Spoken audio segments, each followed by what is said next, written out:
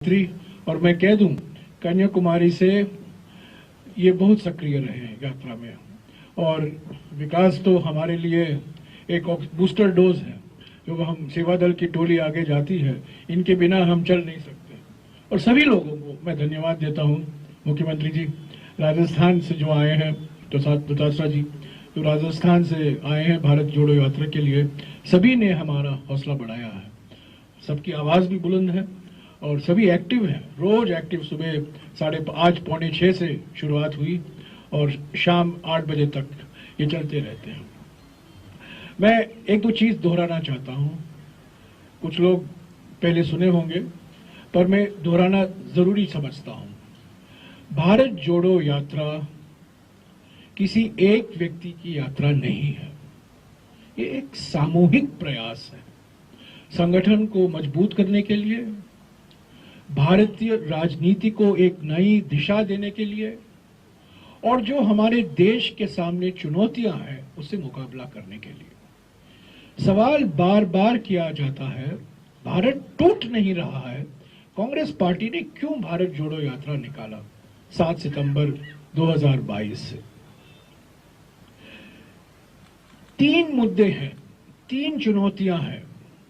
प्रधानमंत्री की नीयत और प्रधानमंत्री की नीतियों के कारण भारत की टूटने की संभावना बढ़ी। आर्थिक विषमताएं बढ़ रही हैं, महंगाई, बेरोजगारी, जीएसटी, हम दो हमारे दो की नीतियां, विषमताएं बढ़ रही हैं। इससे हम कमजोर हो रहे हैं और भारत की टूटने की संभावना बढ़ रही है। संभावना, खतरा है। दूसरा चुनौती है सामाजिक ध्रुवीकरण। सामाजिक ध्रुवीकरण को जानबूझकर चुनावी फायदे के लिए प्रोत्साहन दिया जा रहा है। धर्म के नाम पर, भाषा के नाम पर, जाति के नाम पर, प्रांत के नाम पर विभाजनकारी विचारधारा बहुत सक्रिय है। इससे भी खतरा है भारत को। और तीसरी बात, राजनीतिक तानाशाही हकीकत बन गई है, और इस राजनीतिक तानाशाही का नतीजा है वन नेशन वन मैन। एक ही व्यक्ति पर सारे राजनीतिक अधिकार हैं। संविधान का नजरअंदाज किया जा रहा है और संवैधानिक संस्थाओं को कमजोर किया जा रहा है।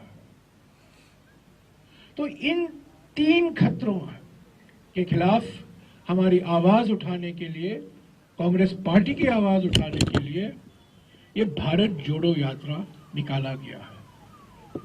राहुल गांधी जी मुख्य यात्री हैं और देश की निगाहें उन पर हैं, पर 120 अभी 135 भारत यात्री भी हैं, और भी सेवा दल के कार्यकर्ता हैं। बहुत लोग, करीब 200-250 लोग चलते हैं राहुल जी के साथ। तो एक सामूहिक प्रयास है और इसका असर, प्रत्यक्ष असर, पहला असर कांग्रेस संगठन पर पड़ रहा है। अभी तक हम 7 राज्यों से गुजरे हैं, ये 8वां राज्य है, और सभी राज्यों में कांग्रेस संगठन, खास तौर से युवा पीढ़ी, एक नई जान आई है, नई जोश आई है। ये हमारी संगठन के लिए संजीवनी के माफिक है। इसके अलावा जो सवाल पूछे जाते हैं, क्या इसका असर चुनाव पर पड़ेगा? 2023 राजस्थान में चुनाव होने वाले हैं, 2024 को लोकसभा में चुनाव होने वाले हैं। मैं साफ कह दूं, ये चुनाव जीतो यात्रा नहीं है, चुनाव जिताओ यात्रा नहीं है। हम उम्मीद करते हैं कि इससे संगठन मजबूत होगा, सक्रिय होगा, और इसका फायदा हमें चुनाव में मिल सकता है। 26 जनवरी 2023 से भारत जोड़ो यात्रा का दूसरा चरण शुरू होगा। कल संचालन समिति की बैठक हुई, अशोक गहलोत जी मौजूद थे, और यह तय किया गया कि 26 जनवरी से लेकर 26 मार्च 2023 तक हाथ से हाथ जोड़ो अभियान चलाया जाएगा। ये त्रिस्तरीय अभियान है। बूथ और ब्लॉक के स्तर पर यात्राएं होंगी, जिले के स्तर पर अधिवेशन होंगे और राज्य के स्तर पर रैली होगा। त्रिस्तरीय अभियान है 2 महीने के लिए। ये दूसरा चरण है। अभी के मुताबिक हम 24 दिसंबर के रात को दिल्ली पहुंचेंगे। वहां करीब 4 दिन हम रुकेंगे, क्योंकि हमारा जो कंटेनर है उसका मेंटेनेंस होना जरूरी है। आज सुबह मेरे कंटेनर में नल काम नहीं कर रहा था, किसी कंटेनर में बिजली का कनेक्शन चला गया है। ये सब छोटी छोटी चीजें रिपेयर करने की जरूरत है। करीब 3-4 दिन लगेंगे। उसके बाद फिर से हम शुरू करेंगे और ये मानकर चल रहे हैं कि 26 जनवरी के पहले श्रीनगर में राहुल जी और भारत यात्री जो हैं वो तिरंगा फहराएंगे। 26 जनवरी तक इस चरण खत्म होने की उम्मीद है और 26 जनवरी से, जैसा कि मैंने कहा, हाथ से हाथ जोड़ो अभियान की शुरुआत होगी 2 महीने के लिए। मैं आज पहला दिन है राजस्थान में। कल आप लोग आए थे, फ्लैग हैंडओवर था मध्य प्रदेश से राजस्थान को, और मुझे खुशी है ये आपको बताने में कि 15 दिन के बाद मेरे जान के लिए कोई खतरा नहीं है, क्योंकि मैं ऐसे सड़कों पर चल रहा हूं जहां मैं चल सकता हूं। पिछले 15 दिन से मैं मध्य प्रदेश में जान मेरे हाथ में लेकर चल रहा था। 17 साल बीजेपी की सरकार रही है। बुरहानपुर, खंडवा, खरगोन, माऊ, इंदौर, आगरमालवा, सड़कों पर चलना इतना खतरा हो गया था, पर हम चलते रहे। और मैं मुख्यमंत्री को बधाई देता हूं, मुख्यमंत्री जी, कि आज 15 दिन के बाद मैंने सांस लिया सुबह कि मैं चल रहा था। नहीं, प्लीज, ये राजनीतिक सम्मेलन नहीं है, प्लीज, ये पत्रकार सम्मेलन है। मैं कहना चाहता हूं कि यहाँ के सड़कें बहुत अच्छी हैं। आज सुबह हम 14 किलोमीटर चले और ऐसा कभी महसूस नहीं हुआ कि गड्ढे हैं। मध्य प्रदेश में तो सड़कें नहीं थे, गड्ढे गड्ढे थे और बीच में बिटुमेन और टार था, और यहाँ एक कंटिन्यूअस रोड हमें मिला और बड़ी खुशी की बात है। और भी अलवर में पब्लिक रैली होगा। राहुल जी अलग अलग संस्थाओं से मिलेंगे दोपहर के समय, आज नहीं पर कल से। महिला के समूह, युवा समूह, दलित, ओबीसी, आदिवासी समाज के समूह, अलग अलग समूहों के साथ वो मिलेंगे। बुनकर, किसान, खेत मजदूर, जैसा कि मिलते आ रहे हैं कन्याकुमारी से, तमिलनाडु से। मैं मुख्यमंत्री से गुजारिश करूंगा वो आपको संबोधित करें, पर उसके पहले मैं आपको, अभी शोइंग द फिल्म्स और नॉट? हाँ, टुमारो बोथ द फिल्म्स। अच्छा, हमने कुछ फिल्में बनाई हैं भारत जोड़ो यात्रा के जो थीम है उसको लेकर। हम कल उसको रिलीज करेंगे। कल 11 बजे को एक और पत्रकार सम्मेलन होगा, तब हम रिलीज करेंगे। आज मैं अशोक गहलोत जी से गुजारिश करूंगा कि वो कुछ शब्द आपसे कहें और बाद में आपके सवाल अशोक जी, मैं और पीसीसी अध्यक्ष लेंगे। पहले पीसीसी अध्यक्ष बोलेंगे, उसके बाद में गहलोत साहब बोलेंगे।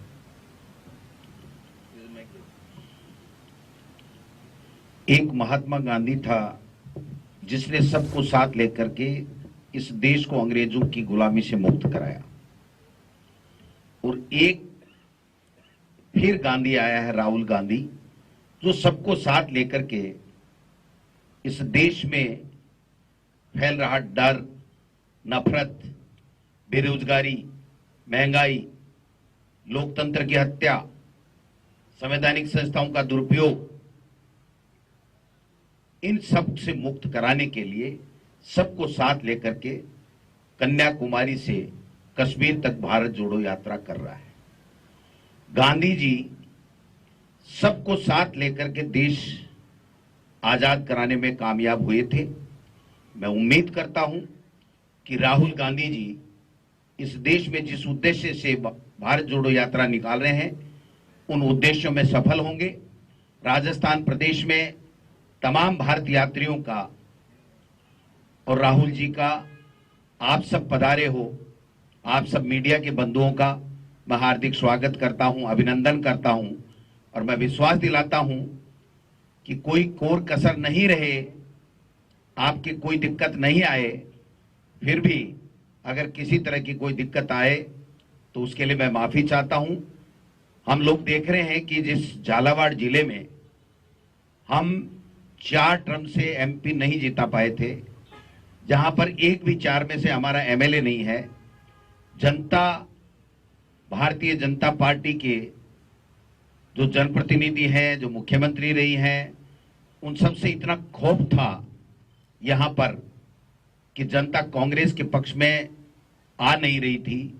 आज जब हम कल देखा कि किस ढोल नगाड़े के साथ में झालावाड़ की जनता ने स्वागत किया राहुल गांधी जी के और भारतीय यात्रियों का, और आप देखिए कि जो जन सैलाब उमड़ पड़ा है राहुल गांधी जी के भारत जोड़ो यात्रा में, ये कारवां बढ़ता जाएगा और निश्चित रूप से हम जो राहुल गांधी जी ने के नेतृत्व में जो भारत जोड़ो यात्रा है उनके उद्देश्यों को प्राप्त करने में सफल रहेंगे।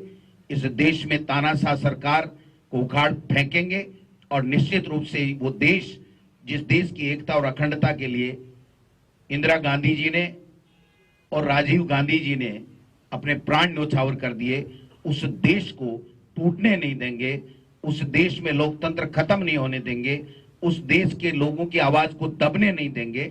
और हम ये जो नफरत और डर का माहौल और जिस प्रकार से जो ईडी, इनकम टैक्स, सीबीआई, इनसे डरा करके, क्रेस करके और खरीद फरोख्त करके और जिस प्रकार सरकार गिराई जा रही है, और मध्य प्रदेश में आपने देखा होगा, मैं समझता हूं कि आने वाले समय में स्वच्छ लोकतंत्र देखने को मिलेगा और राहुल गांधी जी के नेतृत्व में केवल कांग्रेस ही नहीं, कांग्रेस के दिगर विचारधारा के लोग भी इस यात्रा में जुड़ रहे हैं। मैं उम्मीद करता हूं कि आप सब लोगों को किसी तरह की कोई दिक्कत नहीं आएगी। आप सबका पुनः हार्दिक स्वागत। और जयराम रमेश जी और दिग्विजय सिंह जी, इनका भी मैं बहुत बहुत धन्यवाद देना चाहता हूं कि इस उम्र में भी जिस जोश के साथ में, जिस जुनून के साथ में ये काम कर रहे हैं और यात्रा में शामिल हो रहे हैं। और जब मैं 4:15 बजे उठा तो यही जो ड्रेस नहा धो के जो जयराम जी पहन रहे हैं, ये 4:15 बजे ही ये प्रिपेयर थे यात्रा में चलने के लिए और हमें इंस्ट्रक्शन दे रहे थे कि हमको 5 बजे ब्रेकफास्ट शुरू करना है। तो मैं समझता हूं कि ऐसे लोगों का आशीर्वाद और ऐसे लोगों का मार्गदर्शन हम मिलता रहेगा और जो 14-15 दिन हम यात्रा निकालेंगे, इस यात्रा को न भूतो न भविष्यत ऐतिहासिक आप सबके सहयोग से बनाएंगे। मैं धन्यवाद देना चाहता हूं आदरणीय जयराम रमेश जी को कि उन्होंने हम सबको बुला करके आज आपके सामने रूबरू कराया। धन्यवाद, थैंक यू। माननीय मुख्यमंत्री जी से मैं आग्रह करूंगा कि वो अपनी बात रखें। माननीय मुख्यमंत्री अशोक गहलोत साहब। अभी जयराम रमेश जी ने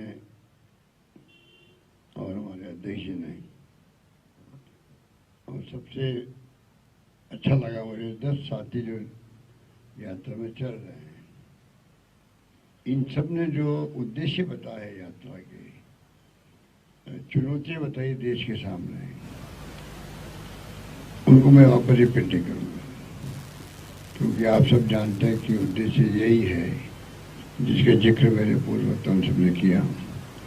10 साथी जो चल रहे हैं, आप लोग भी इम्प्रेस हुए होंगे कि मैं तो बहुत इम्प्रेस हुआ हूँ जो उन्होंने विचार प्रकट किए। वो सिर्फ युवा साथी इसलिए चल रहे चलना है, इसलिए नहीं चल रहे खाली चलना है, मकसद से चल रहे हैं। और एक से बढ़ के एक ने सबने कमेंट दिए, इससे समझ जाते हैं कि क्वालिटी क्या है यात्रा की। आप समझ सकते हैं कि जो 135 लोग चल रहे हैं यात्रा लगभग, उन सब के सोच क्या है, विचार क्या है, प्रतिबद्धता क्या है, ये बहुत बड़ी बात है। कार्यकर्ताओं को चलाना बहुत आसान काम होता है, चलो ठीक है नेता साहब चल रहे हैं, चलो साथ मिलना हो जाएगा, बात करने के पैसे हो जाएगा, वो नहीं है। जो विचार प्रकट किए गए उससे मैं बहुत इम्प्रेस हुआ और मैं समझता हूँ कि पूरी यात्रा का मकसद जो है, यात्रा जब संपन्न होगी तो ऐसे नौजवान साथ चल रहे हैं, राहुल गांधी जी के लिए ऐसे साबित होंगे। अभी मुझे कल मिले दो, एक तो मिले हमारे मिस्टर सोहेल हाशमी जो UAE से आए हैं, अचानक मिल गए कि मैं NRI हूँ और मैं यात्रा के लिए आया हूँ, अच्छा लगा। फिर देखा मेरे एक साथी और आ रहा है बेल्जियम से, अतुल भंडारी, वो भी पहुंच गए। तो कहने का मुद्दा ये है कि आज ये यात्रा जो है, जो ध्यान आकर्षित कर रही है, देश का नहीं दुनिया का कर रही है। दुनिया जो जहाँ विशेष रूप डेमोक्रेसी है, दुनिया के उन मुल्कों में जहाँ डेमोक्रेसी है, उनके लिए बहुत बड़ा संदेश है यात्रा, बहुत बड़ा संदेश है। और जो डेमोक्रेसी नहीं है, उनके लिए बहुत बड़ा संदेश है कि राहुल गांधी नाम का एक नौजवान जो गांधी के बताए रास्ते पर सत्य अहिंसा के मार्ग पर चल पड़ा है, कारवा लेकर चल पड़ा है, और जिस आह्वान किया है कि खाली कांग्रेस नहीं, कोई भी व्यक्ति जो विश्वास करता डेमोक्रेसी के अंदर, जो जन समस्या देश की है, उसका एहसास उसको है, देशवासी को, वो सब यात्रा से जुड़ गए। कल ही मैंने कहा, हर राज्य का यात्रा एक मार्ग से चल रही है, हर राज्य का जहाँ यात्रा नहीं जा रही है, उनके हर जिले का, हर गांव का, हर परिवार तक यात्रा का संदेश है। क्योंकि मुद्दे ऐसे लिए राहुल जी ने, महंगाई की मार इतनी भयंकर कमर तोड़ रही है, बेरोजगारी से असंतोष फूट रहा है, और मैं कहना चाहूँगा केंद्र सरकार को, समय रहते हुए समझ जाइए, राहुल का जो आह्वान है, राहुल जी की हुंकार है, ये आह्वान नहीं है, हुंकार भरी है कि समय रहते महंगाई कम करो, समय रहते हुए बेरोजगारी कम कराओ, कोई स्टेप नहीं उठाए जा रहे हैं, और समय रहते हुए देश में शांति सद्भावना माहौल बनाओ। प्रधानमंत्री जी को बार बार हम कहते हैं, आप अपील क्यों नहीं करते हो हिंसा नहीं मैं बर्दाश्त करूंगा? आप क्यों नहीं कहते हो कि देश में प्यार मोहब्बत भाईचारा रहना चाहिए? आप क्यों नहीं कह रहे हो? कहना चाहिए। कुछ तो सब बातें आ जाती है, राहुल जी कह रहे हैं कि इनकम टैक्स, ED, CBI के दबाव, इलेक्शन कमीशन ऑफ इंडिया में दबाव, जुडिशियल दबाव, कहाँ जा रहा देश, कहाँ जाएगा किसी को नहीं मालूम। तो यात्रा ऐसे समय में हो रही है जहाँ पर पूरा देश चिंतित है, वो चिंता व्यक्त कैसे कर सकता है? एक तरीका होता है। तो राहुल जी ने पूरे मुल्क की भावनाओं को रिप्रेजेंट करते हुए यात्रा का, एक भारत जोड़ो यात्रा का निर्णय किया। जोड़ो जोड़ो भारत जोड़ो हमारे लिए बहुत शानदार रिस्पॉन्स मिल रहा है। राजस्थान में प्रवेश किया है, हम उनका स्वागत पुण्य करते हैं। दिग्विजय सिंह जी ने, जयराम जी ने बीड़ा उठाया है, तो मैं समझता हूँ भगवान की कृपा से अभी तक बहुत यात्रा शांति से निकली है, सद्भावना पैदा हुई है। आपस में जिस रूप में एक के बाद एक राज्यों में जिस प्रकार रिस्पॉन्स मिल रहा है, जो यात्रा पूरी होगी वो पूरी नहीं होगी, यात्रा संपन्न होने के साथ साथ में शुरू होगी वापस, जिसका नाम दिया है, क्या नाम दिया आपने? हाथ से हाथ जोड़ो। तो ये अब ये रुकने वाला नहीं है, ये रुकने वाला नहीं है। अब ये हाथ से हाथ जोड़ो, ये चलेगा। और किसी भी रूप में आज बीजेपी भी चिंतित हो गई है, विचलित हो गई है, उसी पे बिहेव कर रही है। राहुल जी पे यात्राओं में कई तरह आरोप लगते हैं। अभी साथ को दे रहा है यात्रा का, देशवासी दे रहे हैं, सोशल मीडिया दे रहा है। मेरा आरोप है मीडिया पर विशेष रूप से नेशनल मीडिया पर उसने यात्रा को बाइकाट कर रखा है, बाइकाट कर रखा है, बहिष्कार कर रखा है। हमारे साथी बैठे हुए हैं, इनकी कोई गलती नहीं है, आप तो अपने धर्म विभाग के आगे भेज देते हो। दबाव में है केंद्र के इनके नेता, क्या इनके मालिक लोग, इनके संपादक। मेरा आरोप है उनके ऊपर कि वो उन्होंने बाइकाट किया है, बहिष्कार किया है। इतनी बड़ी योजनाओं को क्या आप पूरे देश को नहीं दिखाओगे कि क्या कन्याकुमारी से रवाना हुई यात्रा और रास्ता में पहुंची है तो क्या गजब का जो सोशल मीडिया देखते हैं वो गर्व करते हैं कि किस प्रकार से लाखों लोग जुड़ रहे हैं। इसका मतलब क्या हुआ? इसका मतलब है वो नेशनल मीडिया जो साथ नहीं दे रहा है उसको सामाजिक सरोकार से मतलब नहीं है जिसके लिए मीडिया बना है। चौथा स्तंभ है ये, इसकी वजूद है, इसका इम्पोर्टेंस है जो हम बचपन से देखते आए कि मीडिया जो है ये चौथा स्तंभ है देश का। तीन स्तंभ नहीं खाली डेमोक्रेसी के साथ में। और चौथा स्तंभ अपनी भूमिका निभाने पूरी तरह फेल हो गया है। राहुल गांधी की यात्रा को, क्या अडवाणी की यात्रा निकली थी तो पूरे देश की मीडिया ने उसको नहीं उठाया? किस यात्रा को नहीं उठाया? कोई मैदान में उतरता है तो मीडिया की ड्यूटी बनती है वो पब्लिक को बताए कि भाई ये आज घटना दुर्घटना हुई है। कोई एक्सीडेंट भी होता है तो आप लोग बताते हैं उसको। और ये एक सकारात्मक सोच है राहुल गांधी की, सकारात्मक फैसला है, सकारात्मक यात्रा है। कोई दुर्भावना नहीं है, किसी के प्रति कोई हिंसा नहीं है, कोई द्वेषता नहीं है। सबको गले लगा राहुल जी लगा रहे, बूढ़े को भी, बच्चे को भी। आप बताइए मुझे इस देश को क्या चाहिए? अगर ऐसी यात्रा को आप नहीं दिखाओगे तो आप अपना कर्तव्य पूरा नहीं करोगे। कान खोल के सुन लीजिए, नेशनल मीडिया वाले भी और स्टेट मीडिया वाले भी, कान खोल के सुन लीजिए। इतिहास आपको माफ नहीं करेगा, इतिहास माफ नहीं करेगा आपको। क्या बात करते हो? मजाक बना रखी आप लोगों ने। आप बहिष्कार कर दिया, आपने बाइकआउट कर दिया। ये अलग बात है कि आप कम दिखाओ, ज्यादा दिखाओ, हमें ऐतराज नहीं है। ये तो दिखाओ यात्रा का रेस्पॉन्स क्या है, आपकी जुड़ी नहीं है क्या? आप नहीं कर रहे। मैं समझता हूं कि मेरी वाणी से, मेरे विचारों से आपकी हाईकमान भी होती है, आपकी हाईकमान भी होती है, आपकी भी ट्रांसफर पोस्टिंग होती है, मुझे मालूम है। आप भी घबराए तो ट्रांसफर पोस्टिंग से, ट्रांसफर पोस्टिंग आप भी घबरा जाते हो। और कोरोना के नाम पर 1,70,000, 50,000, 30,000 तनख्वाह हो जाती है, मुझे मालूम है। कोरोना खत्म हो जाता है तो तनख्वाह वापस रेस्टोर नहीं होती, मुझे मालूम है। इसलिए मालिक लोग मालिक ही हैं। इसलिए मैं कहना चाहूंगा अपने मालिकों को कह दीजिए हम घबराने वाले नहीं हैं। राहुल गांधी का रास्ता सच्चाई का है, सत्य का है, अहिंसा का है, उसका कारवा चल पड़ा है। और आप खुद देखते हो राहुल जी जो विचार आ रहे हैं उसी रूप में सामने आ रहे, देश के सामने आ रहे हैं।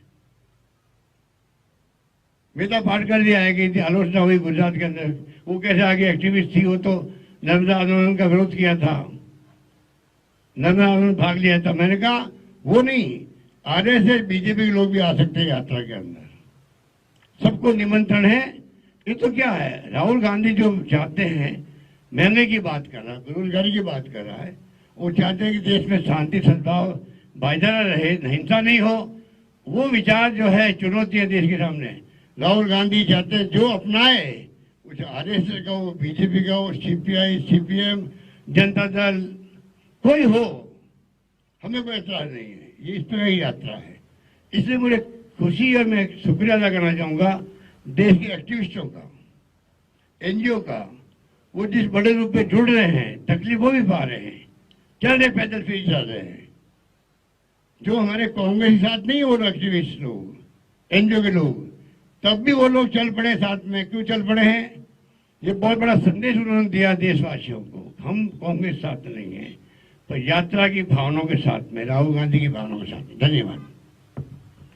मैं एक बात जो अभी अभी अशोक जी ने कहा, हमारे साथ कई नागरिक संस्थाएं चल रही हैं 2012 में यही संस्थाएं मनमोहन सिंह जी की सरकार के खिलाफ अन्ना हजारे जी के साथ बैठे हुए थे। 10 साल बाद वो पहचान गए हैं कि कांग्रेस के अलावा और कोई विकल्प नहीं है।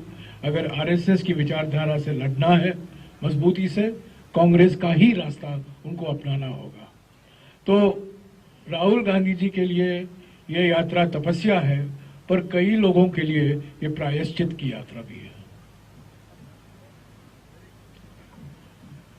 अशोक जी ने मीडिया के बारे में बहुत कुछ बात कहे हों, इनको दोषी मत ठहराइए अशोक जी। इनका भी ये, जैसा आपने कहा, हाईकमांड होता है और इनके हाईकमांड में भारत जोड़ो यात्रा के लिए लो डिमांड है, क्या करें। तो पर ये पत्रकार, हमारे कई पत्रकार, और खास तौर से मैं आपको बता दूं, महिला पत्रकार हमारे साथ कन्याकुमारी से चल रहे हैं। और मैं किसी एक व्यक्ति का जिक्र नहीं करना चाहता हूं, पर ऐसे कई लोग हैं जो कन्याकुमारी से केरला, कर्नाटका, अलग अलग राज्यों में चल रहे हैं। तो इनके स्तर पर हमें समर्थन मिल रहा है, कवरेज मिल रहा है। जैसा कि आपने कहा, सोशल मीडिया में तो काफ़ी कवरेज है, पर मेन स्ट्रीम मीडिया में जितना होना चाहिए था, जितना उम्मीदें थी, वो शायद नहीं हो पाया है। पर वो अलग बात है जो आपने उठाया। जो अभी सवाल उठाना चाहते हैं अशोक जी, उसका जवाब देंगे, डोटासरा जी हैं। मैं सिर्फ उनको रेफर करूंगा बस। मेरा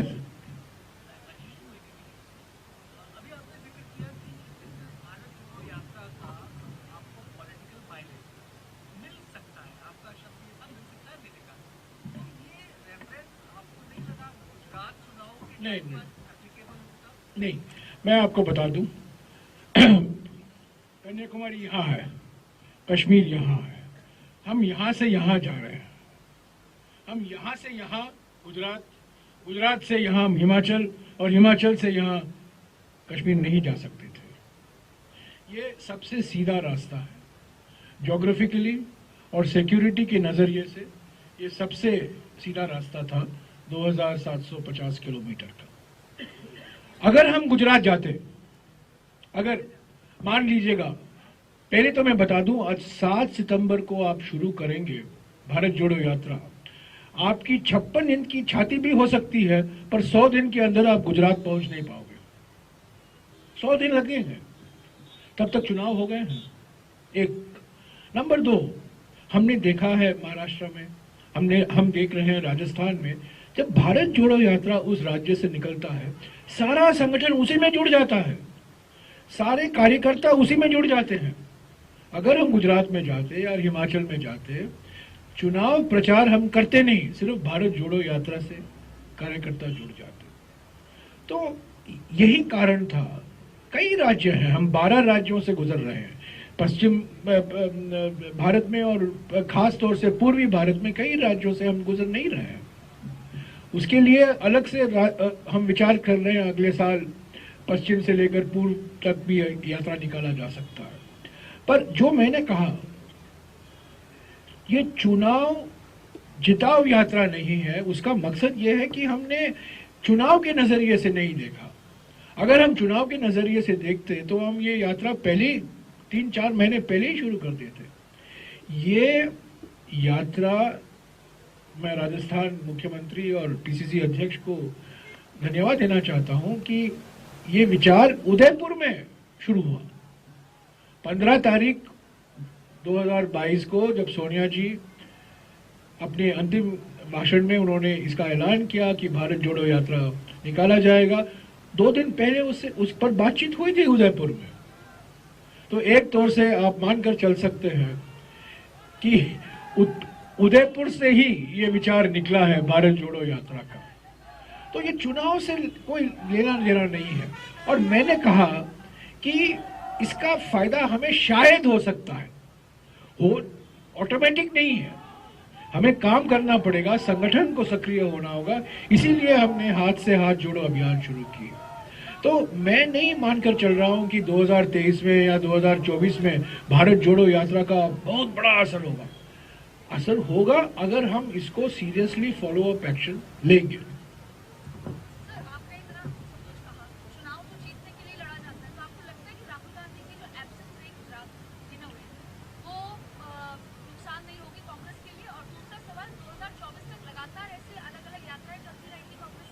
चुनाव से भी ऊपर हटकर राजनीति में और कुछ भी होता है।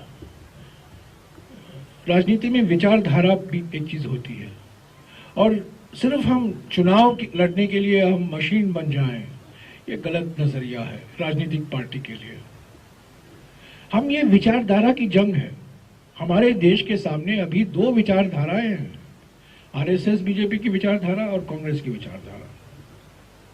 और राहुल गांधी जी ने तय किया, उदयपुर में जब बहस हुई, बात हुई, कि चुनाव तो हम लड़ते रहेंगे, कुछ चुनाव हारेंगे, कुछ चुनाव जीतेंगे, वो चलता रहेगा, पर ये विचारधारा का जंग कब शुरू करेंगे हम? कभी तो कभी हमें लेना होगा इसको। तो सिर्फ चुनाव के संदर्भ में हम विचारधारा को याद करें, वो गलत है। तो प्रत्यक्ष रूप से विचारधाराओं से टक्कर करना भारत जोड़ो यात्रा का मकसद है। इसके साथ साथ हमें चुनाव भी लड़ने हैं, और चुनाव हम लड़ते हैं, आपने सही कहा, हम जीतने के लिए। कुछ बार हम जीतते हैं, कुछ हम हारते हैं, वो स्वाभाविक है, होता रहता है। पर ये जो भारत जोड़ो यात्रा का मकसद है, मैं समझता हूं भारत ऐसे मोड़ पर है, अगर कांग्रेस पार्टी भारत जोड़ो यात्रा नहीं निकालती, जो आर्थिक विषमताएं जिसका जिक्र मैंने किया, सामाजिक ध्रुवीकरण जिसका मैंने जिक्र किया, और राजनीतिक तानाशाही जिसका मैंने जिक्र किया, वो इतना भयंकर तरीके से फैल जाता और हमारे लिए इतना खतरनाक होता कि हमारे संविधान खतरे में होता, लोकतंत्र खतरे में होता, हमारा कॉन्स्टिट्यूशन जो रिपब्लिक है, गणतंत्र है, वो भी खतरे में होता। ये आलोचना होती है। देखिए, हमारे देश में अगर आप एक चीज करें ना, 5 लोग पूछेंगे ये नहीं, क्यों नहीं किया, ये कैसे नहीं हुआ, वो कैसे नहीं हुआ, सवाल उठते रहेंगे, ये वास्तविक है और सवाल उठाने जाने चाहिए। पर मैं पहले ही बता दूं कि हमें पूरी जानकारी थी कि चुनाव होने वाले हैं, न केवल गुजरात या हिमाचल में, पर और अलग अलग राज्यों में भी होने वाले हैं। अभी फरवरी मार्च से लेकर उत्तर पूर्वी राज्यों में पहले चुनाव होंगे, बाद में कर्नाटक में चुनाव होंगे, तो ये चुनाव होता रहेगा। पर ये आइडियोलॉजिकल बैटल कौन लड़ेगा? कांग्रेस की एक कमी रही है, पिछले 30, 35, 40 सालों में हमने चुनाव को प्राथमिकता दी है। आइडियोलॉजिकल बैटल पर हमने उतनी प्राथमिकता नहीं दी है जितना देना चाहिए था, और आज वो दे रहे हैं राहुल गांधी जी और भारत यात्री इस भारत जोड़ो यात्रा के संदर्भ में। I'll come back to you. कुछ मुख्यमंत्री से भी पूछिए ना यार।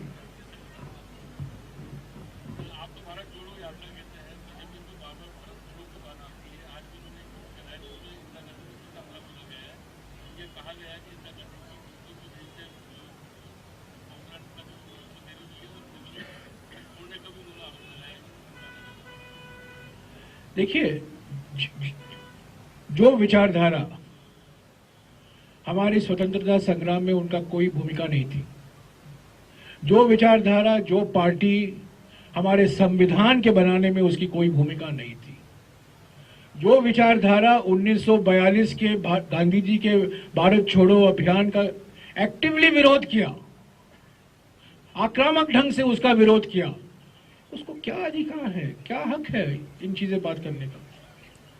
तो मैं इसको गंभीरता से नहीं लेता हूं। और जैसा कि मैंने कहा,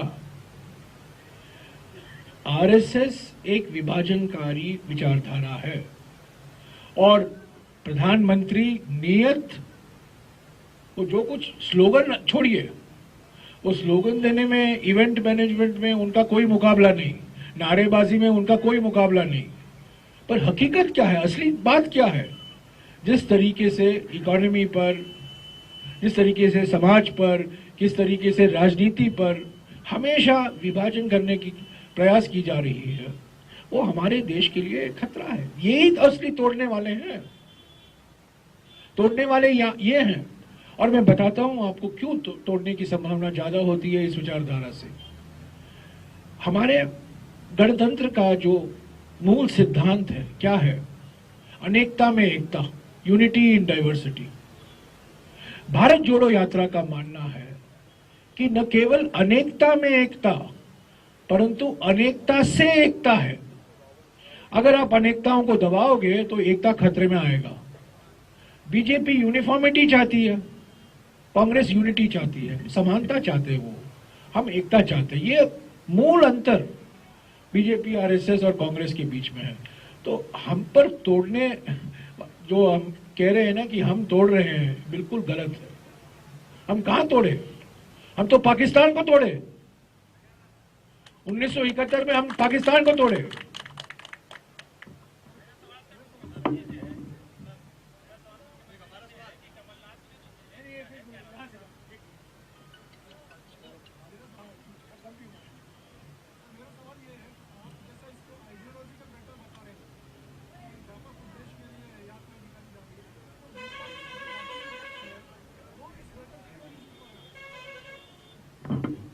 ये कांग्रेस पार्टी की यात्रा है, ठीक है। ये राजनीतिक पार्टी की यात्रा है, राजनीतिक मकसद है। हम एनजीओ नहीं है, हम कोई सन्यासियों का संगठन नहीं है, हमारे भी राजनीतिक मकसद होते हैं।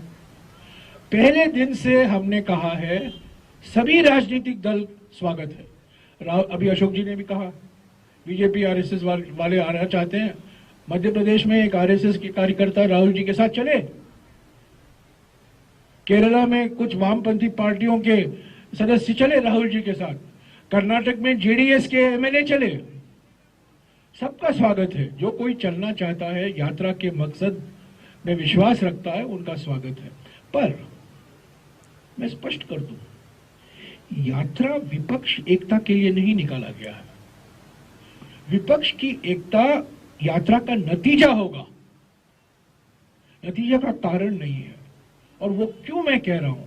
मैं इसलिए कह रहा हूं कि अगर कांग्रेस मजबूत नहीं होती है, विपक्ष की एकता असंभव है। ये मानना कि विपक्ष की एकता करेंगे और कांग्रेस पार्टी से हम यहां से सीट लेंगे, यहां से सीट लेंगे, यहां से सीट लेंगे, ये जमाना गया। कांग्रेस पार्टी को मजबूत होना है, अपने बल पर खड़ा होना है, और तभी विपक्ष की एकता आएगी। हमारी पिछले कुछ सालों में अलग अलग पार्टियों ने हमसे बहुत कुछ लिया है, हमें कुछ दिया नहीं है। और जो लेते हैं हमसे, देखिए, एक बार मैंने कहा था, हमको इंटेलेक्चुअल प्रॉपर्टी, आप जानते हैं ना, पेटेंट, वो कांग्रेस वर्ड पर हमें पेटेंट लेना चाहिए था। गलती हमारी हुई। आज देखिए कितने कांग्रेस पार्टी खड़े हुए हैं हमारे देश में।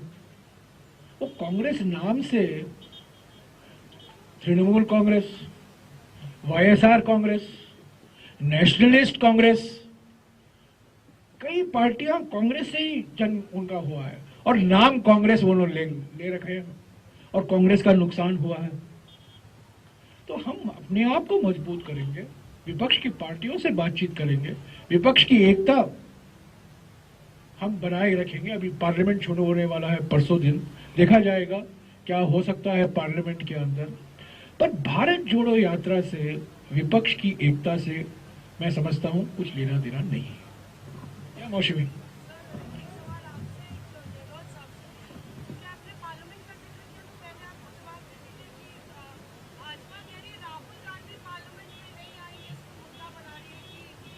जब राहुल गांधी पार्लियामेंट में आते हैं, उनको बोलने नहीं दिया जाता। जब समिति में जाते हैं, उनके सवाल का जवाब नहीं मिलता। भारत जोड़ो यात्रा में निकले हैं, सब लोग देख रहे हैं, लाइव स्ट्रीम हो रहा है। और हम लोग दिल्ली 24 तारीख को पहुंचेंगे, 25 तारीख संडे है, 26, 27, 28 और 28 को मेरे ख्याल में आखिरी दिन है। तो वो 3 दिन मैं भी नहीं रहूंगा पार्लियामेंट में। राहुल गांधी को छोड़िए ना, मैं भी नहीं रहूंगा। मेरा 100% अटेंडेंस है। दिग्विजय सिंह जी नहीं रहेंगे। हम कहीं छुट्टी नहीं मना रहे हैं, हम यहाँ भारत जोड़ो यात्रा में लगे हुए हैं। और बीजेपी को यह सवाल पूछने की क्या अधिकार? उनके प्रधानमंत्री तो कभी पार्लियामेंट में आते ही नहीं है। कहां आते हैं? 60 साल पहले जब चीन का आक्रमण हो रहा था हमारे देश पर, तब के प्रधानमंत्री लोकसभा में बैठकर, राज्यसभा में बैठकर अपनी सरकार की आलोचना सुन रहे थे। चीन का आक्रमण हो रहा था और पार्लियामेंट सेशन में था, और 2.5 साल से राहुल गांधी जी चीन पर सवाल उठा रहे हैं, सीमा पर क्या चुनौतियां हैं इस पर बहस होने दीजिए। 22 महीने से यह बहस नहीं हो पाया है पार्लियामेंट में। एक तरफ एक प्रधानमंत्री जो बैठते हैं जब आक्रमण हो रहा है, सुनते हैं अपनी सरकार की आलोचना, और दूसरी तरफ एक प्रधानमंत्री मौनी बाबा जो आते ही नहीं है। और उन्होंने कहा जून के 2020 में कि वहां से तो कोई आया ही नहीं है, हमारे जमीन पर कोई इंकर्शन नहीं हुआ है। तो ये सवाल जो उठाते हैं ना, राहुल गांधी नहीं है, राहुल गांधी कहाँ है? सड़क पर हैं। कौन से सड़क पर हैं? राजस्थान के सड़क पर हैं, हरियाणा के सड़क पर हैं, पंजाब के सड़क पर हैं। तब तक जम्मू और कश्मीर तक भी जाएंगे, पर खास तौर से हम राजस्थान के सड़क पर होंगे जहां ये पार्लियामेंट सेशन होगा।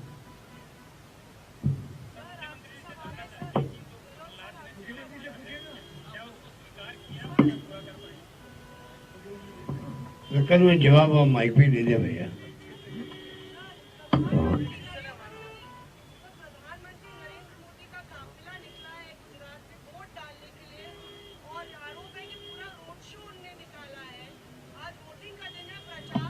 देखिए, मैं कह दूं आपको याद होगा 2017 के अंदर भी ऐसे ही काफिला निकला था, पूरे देश में आलोचना हुई थी।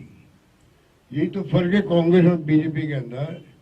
हमारे वक्त में देश के लोग क्या सोचेंगे, क्या कहेंगे लोग, उस पर डेमोक्रेसी आधारित होती है, उसके आधार पर हम फैसला करते हैं। हमारे कई मुख्यमंत्री, हमारे रेल मंत्री, हमारे कानून मंत्री इस्तीफे हो गए, गृह मंत्री के इस्तीफे हो गए। इनके राज के अंदर लोग क्या कहेंगे कोई परवाह नहीं है। पिछली बार इतनी भयंकर आलोचना हुई थी जब ये वोट देके निकले और काफिला निकाला बड़ा कैंपेन का, बहुत बुरा होता है ये। इलेक्शन कमीशन की धज्जियां उड़ाते हैं लोग। अब इलेक्शन कमीशन दमखम होना चाहिए, चाहे प्राइम मिनिस्टर हो चाहे चीफ मिनिस्टर हो, और चाहे कोई साधारण एक वोटर हो, सबके साथ समानता व्यवहार करे, जो इलेक्शन कमीशन नहीं कर पा रहा है मजबूरी में, दबाव में, डर के मारे। ये साथियों, कल 11 बजे